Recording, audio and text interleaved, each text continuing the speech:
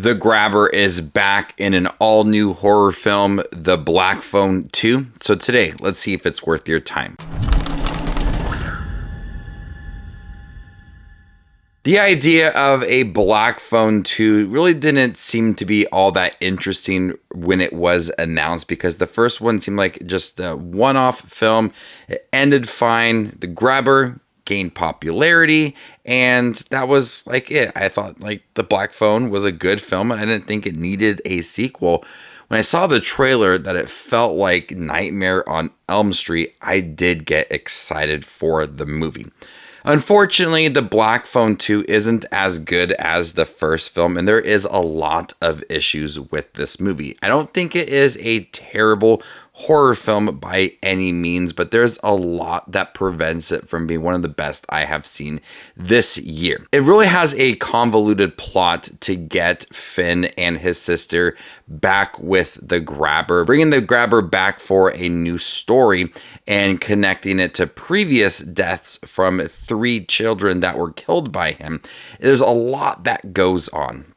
The first 45 minutes to an hour really drags. Like, it's just this never-ending cycle of repeated scenes of this young girl in this dream, and then Finn gets a phone call from the Grabber. She has a dream. He gets a phone call. She has a dream. He gets a phone call. It just seems like it's going over and over again, to the point where I felt exhausted watching it, because every time that it got dark and she fell asleep, we're in for another dream from her. And it really never amounted to much until the Grabber came.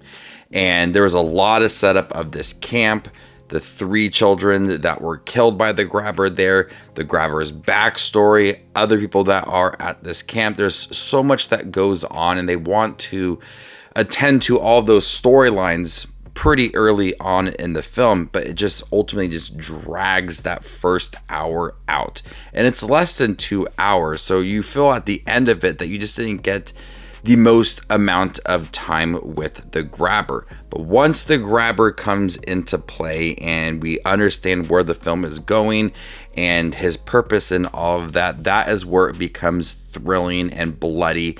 And the Grabber still, once again, is a sinister character. Now, there's a different kind of style to him, that he's dead. And he is in these dreams, much like Freddy Krueger. He is haunting this young girl's dreams, and anything that happens to her in her dreams happens to her in real life. And so there is a lot of similarities to Nightmare on Elm Street, which really got me excited, because that is a great horror franchise. So you do see that Scott Derrickson has some inspiration for this movie. But once the Grabber starts to become a focus towards the end of the movie, that is where I felt all the chills, especially with the atmosphere. It's very cold. It takes place at a camp that is within this severe snowstorm. There's ice everywhere. You really do feel that chilling atmosphere within this movie. And even though the Grabber is dead, you still really feel his presence within this movie. And Ethan Hawke's voice, once again, just sends chills down my spine. An aspect that I really liked of the movie is how Finn is coping with all of this. Mason Thames gives a really good performance as Finn.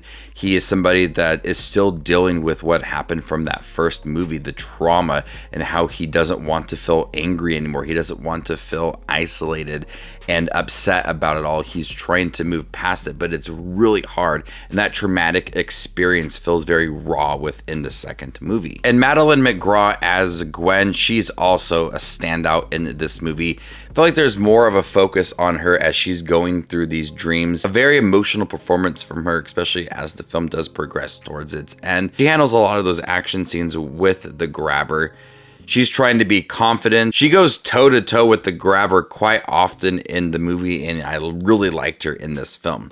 Scott Derrickson's direction is haunting. Like I said, the first 45 minutes, hour really do drag, but once you get into the violent moments of it, he's able to craft the film to have those slow build-up scenes of the Grabber appearing in the dark and then slowly presenting himself to the audience. His direction starts to become better as the film does progress.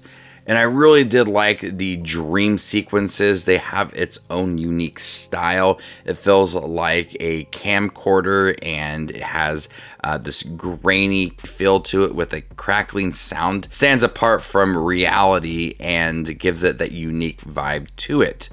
You could clearly tell that this is a dream and this is not a dream. I like the separation between the two. Story drags. It feels repetitive. There's not enough of the grabber within this movie. And by the time we get going with everything, we've already had our answers about where the film is going to go. So really isn't many surprises throughout the movie. And it's just a convoluted, overstuffed way of bringing the grabber back into the movie, connecting it to previous kills and trying to connect it to the first film. There's so much that they try to accomplish within this movie, and it just seems very messy with its story. I'm gonna go ahead and give Black Phone 2 a C+.